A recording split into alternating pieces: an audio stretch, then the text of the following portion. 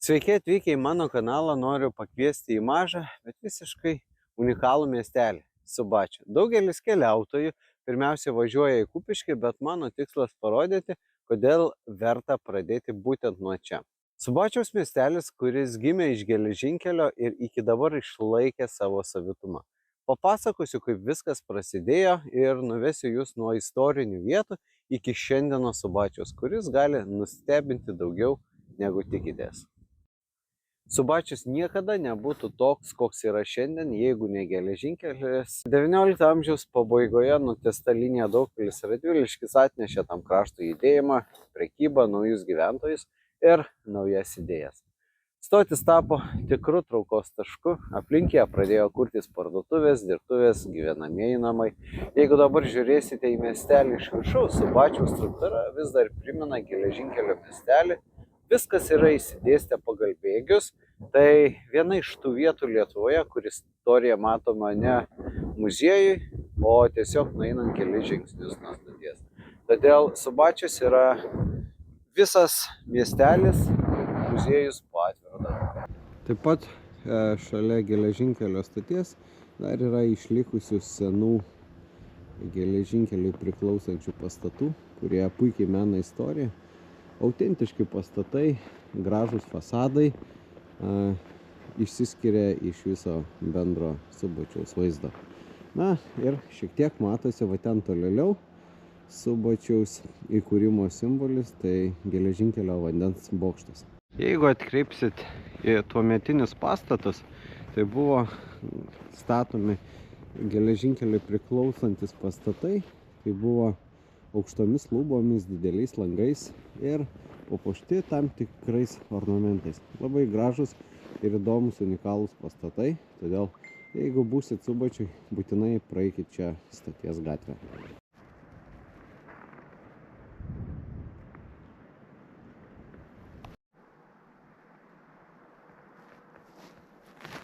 Na, o čia visai šalia, kitapus tų namų, yra dar vienas toks geležinkeliui priklausantis sandėlys.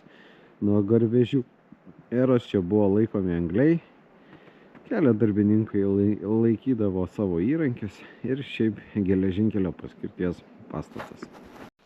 Visai gražus oras, keliaujam link bokšto.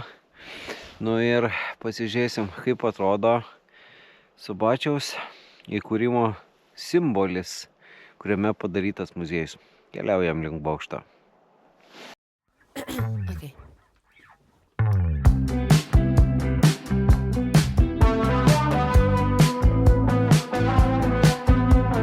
Artlist.io.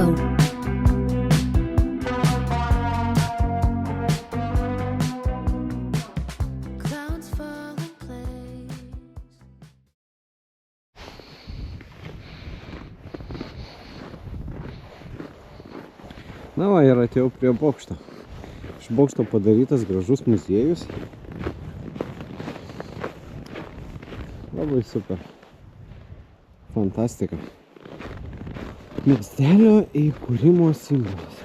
Gražu, einam paskaityti, yra lenta, suoliukas, prisėst keliautojo. Na ir iš jo padaryta muziejus. Kadangi šiandien sekmadienis, tai greičiausiai jis nedirbs, bet nebus atrakintas, bet labai šauni idėja.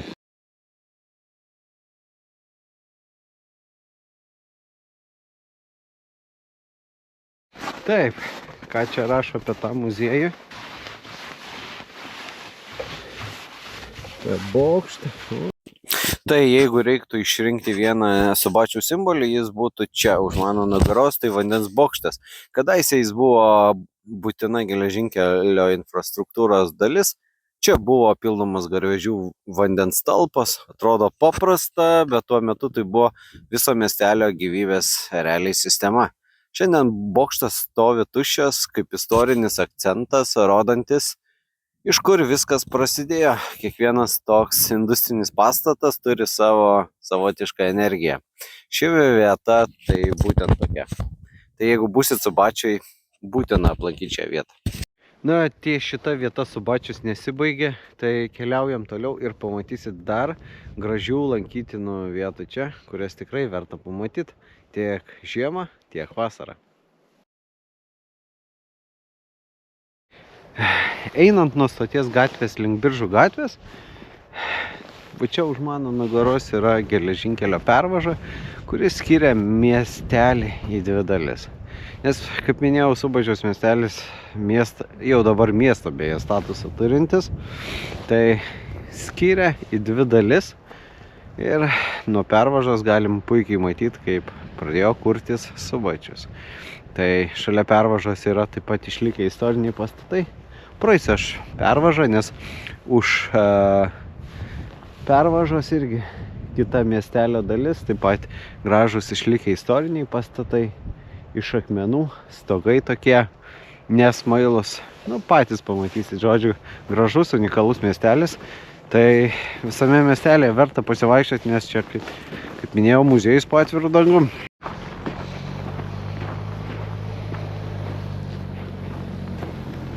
Yra vienas seniausių pastatų, bet jis dabar yra renovuotas, čia kūrėsi parduotuvės. Tai jis yra pastatytas visiškai prie pat geležinkelio. Puikiai atrodo, bet aišku dabar sutvarkytas, renovuotas. Ir čia yra įsikūrusios netgi dvi parduotuvės.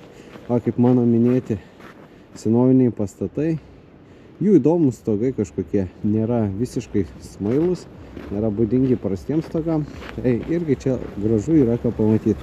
Savotiškai gražu pavaikščioti po štai tokius senovinius kiemus. Matosi senovinė statyba, senoviniai pastatai. Ir iš tikrųjų matosi, čia buvo, kai kūrėsi, buvo gamyklos ar gamyklinės paskirties, industrinės paskirties pastatas.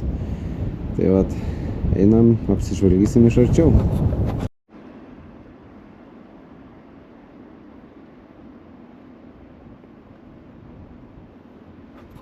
Visiškai industrinės kilmės pastatas, puikiai išsilaikęs.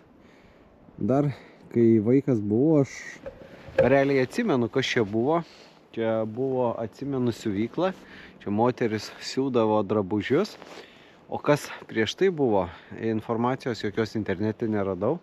Tai vat irgi puikus įrodymas, kad Subačiuje irgi taip pat veikia industrija. Buvo industrinis miestelis, nes kai kūrėsi geležinkelis, be to buvo neįmanoma gyventi.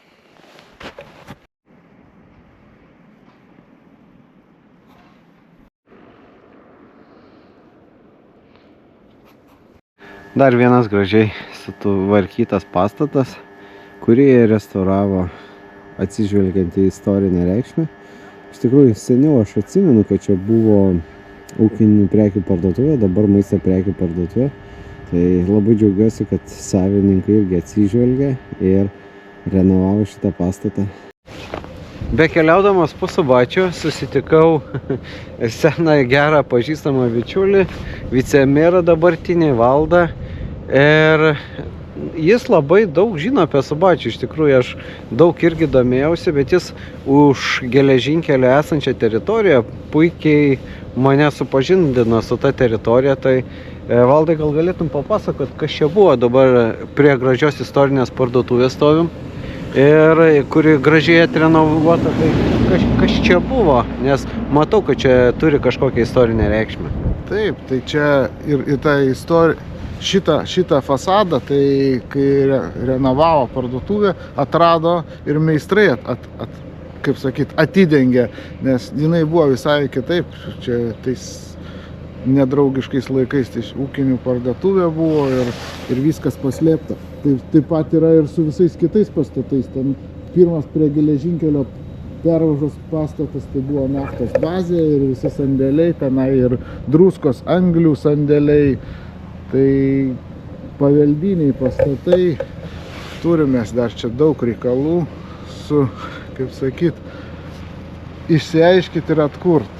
O šiaip šita vieta yra, tai buvo žydų iškala, čia žiesdavo puodus ir vis senoji žydų. Supratau. Ačiū už informaciją ir toliau daug dalykų iš tikrųjų pats nežinojau.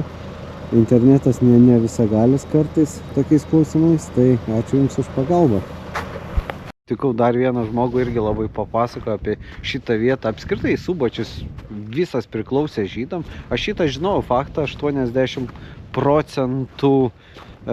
miestelio gyventojų priklausė žydam. Ir va čia va Klaipėdos gatvių, Klaipėdos gatvė, dalis Biržų gatvės ir va čia buvo toks trikampis, kur vokiečiai tiesiog laikė žydus. Čia buvo suvaryti visi žydai. Nu, kurie buvo paskui vėliau nuvežti į Lapkalnį. Biržų gatvėj, pagrindiniai Subačiaus gatvėj. Ir dabar yra posūkis taip pat į Depo gatvę. Nu, tai Depo gatvė sufleruoja, kad čia buvo traukinių depas. Pasivaikščiosim šitą gatvę, nes čia taip pat irgi geležinkelio daug yra priklausančių pastatų. Tai va. O kadangi esu šitoj Biržų gatvės vietoj, tai čia seniau stovėjo dviaukštis medinis pastatas, kuris sudegė dar, kai aš vaikas buvau, bet šiame pastate per Antrą pasaulinį karą buvo įsikūrusi va čia va šitoj vietoj vokiečių komendantūra. Priėjau dar vieno Depo gatvėje esančio pastato, tai irgi geležinkeliui priklausė šis pastatas, didžiulis pastatas. Tai galim manyti ir spręsti, jog čia gyveno traukinių mašinistai, geležinkelių darbuotojai, nes kadangi sovietiniais tais negerais laikais, tai buvo traukiniai, važiuodavo Maskva Kaliningradas, tai čia gyvendavo ir Įgula, ir kiti geležinkelio darbuotojai. Šiuo metu čia yra gyvenamasis namas, žmonės gyvena jame. Tai va, einam toliau Depo gatve, kuri vinguriuoja pagal geležinkelį. Depo gatvės gale irgi dar yra du pastatai, kuriuose gyvena žmonės, taip pat irgi priklausė kažkada geležinkeliui. Dabar gyvenamieji namai, žmonių asmeniniai, privatus. O už mano nugaros Depo tvara, garsusis geležinkelio depas, kur buvo, kiek aš atsimenu iš vaikystės, čia daugybė traukinių, vagonų, šalkalviai dirbo. Tai tiesiog buvo didžiulis traukinių depas, kur buvo laikomi traukiniai. Dabar esu Subačiaus lokomotyvų depe, Depo gatvės gale. Tai seniau čia veikė lokomotyvų depas, buvo daugybė traukinių, šilumvežių, garvežių, vagonų, dirbo šalkalviai. Tai irgi nuostabi vieta, dabar čia nieko nėra, tik apleistas pastatas. O va tokie apleisti pastatai dabar traukia labai nestandartinių fotografijų mėgėjus, tie, kas mėgsta lankytis apleistuose pastatuose. Šiaip unikali vieta, tai jeigu keliausit pro Subačių, būtina irgi aplankyti kaip industrinį paveldą. Na, o dabar Biržų gatve eime link Subačiaus centro ir nuo Subačiaus istorijos persikelkime į dabartinį Subačių.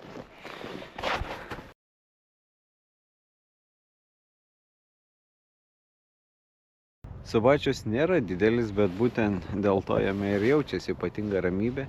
Vienas tų miestelių, kur gyvenimas teka kitaip, be skubėjimo, be triukšmo, be miesto chaoso. Kiekviena gatvelė čia turi savo istoriją. Šie seni namai mena ne vieną dešimtmetį. Iš jų architektūros gali pajusti, kaip gyveno žmonės paskutinį čia šimtmetį. Ir nors Subačius neturi didžiulių aikščių ar monumentalių paminklų, jis turi kažką, ko negali nupirkti už pinigus. Tai tą visą atmosferą. Ta lietuviška, ta tikra, ta neperdirbta. Tai vieta, kur gali sustoti, pakvėpuoti, va, kaip dabar, išgirsti save. O kartais kelionių po Lietuvą, Europą. Tai va būtent to ir nori. Subačius taip pat turi svarbų socialinį centrą, tai senelių globos namus, kurie yra už mano nugaros. Tai vieta, kurioje teikiama pagalba, priežiūra ir čia dirba žmonių, taip pat iš vietos bendruomenės. Šis objektas puikiai rodo, kad miestelis nėra tik istorinė vieta jūsų turistiniai kelioniai. Čia Subačius gyvas, čia dirba, čia miestelis turi infrastruktūrą ir puikiai parodo, kad Subačius taip pat rūpinasi savo žmonėmis. Taip pat Subačiuje veikia poliklinika, ambulatorija, yra sporto klubas. O va čia, pavyzdžiui, už mano nugaros yra medicinos namai, privati klinika, kur gydymas irgi nemokamas, kompensuojamas iš ligonių kasų. Kiekvienas Subačiaus kampas iš tikrųjų yra iki galo pagalvotas, nes gali rasti va štai tokių saliukų. Aišku, dabar apsnigta, nieko nesimato, visur vasarą būna papuošta gėlės. Žiemos metu, tiksliau per didžiausias šventes, viena iš šių eglių būna papuošta, kuri matosi vos įvažiavus į Subačiaus centrą. Taip pat miesto aikštėje puikuojasi labai didžiulis, gražus naktį šviečiantis Subačiaus ženklas. Na, o prieš mano akis kultūros namai bei biblioteka, kurie yra įsipaišę tarp šių dviejų eglių. Kultūros namai bei biblioteka tai renovuotas nesenai pastatas. Iš tikrųjų, moderniausia renovacija padaryta, moderniausi kultūros namai. Kiekvieną savaitę vyksta renginiai, spektakliai, koncertai. Iš tikrųjų labai smagu, kad Subačius gyvas, bendruomenė gyva, kultūra nemiršta. Ir netgi tokiuose kaip Subačiuje, mažame miestelėje, dar netgi lenkianti kai kuriuos didesnius miestus. Užeikim į vidų, pasižvalgyti, kaip atrodo kultūros namai Subačiaus.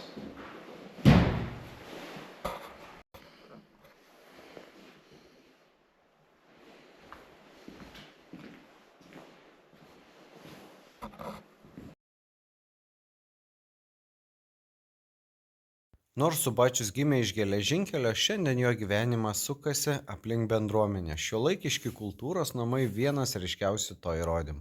Tai nėra tik pastatas renginiams, tai vieta, kur vyksta šventės, parodos, bendruomenių susitikimai. Mažo miestelio centras, kuris kvėpuoja kartu su žmonėmis. Kai mažoje vietovėje atsiranda tokios erdvės kaip šitie modernūs šiuolaikiški kultūros namai, tai rodo, kad čia noro gyventi yra daugiau, negu mes galime įsivaizduoti. Ir vat, kaip jūs matot už mano nugaros, taip pat pati moderniausia įranga, moderniausi įgarsinimo sprendimai, tai kultūros namai, kurių gali pavydėti netgi realiai didieji miestai. O kur dar pati scena, visas apšvietimas, viskas automatizuota, taip liftas sunkesniem įrangom, kad nereiktų nešiot, viskas automatizuota, viskas.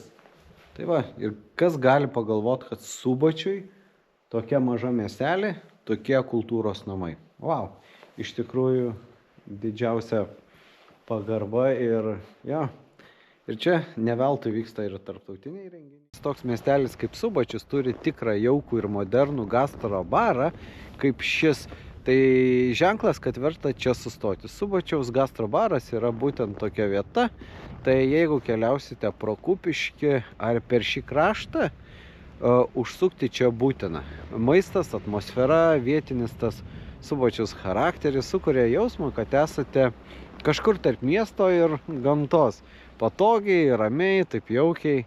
Tai vienas iš tų objektų, dėl kurių Subačius gali tapti ne tik praeivė, bet ir keliautojo tašku. Ačiū, kad žiūrėjote. Jeigu patiko šis pasivaikščiojimas po Subačių, paspauskite like, prenumeruokite kanalą ir palikite komentarą. Na, o kelionę po Kupiškio kraštą rekomenduoju pradėti nuo Subačiaus.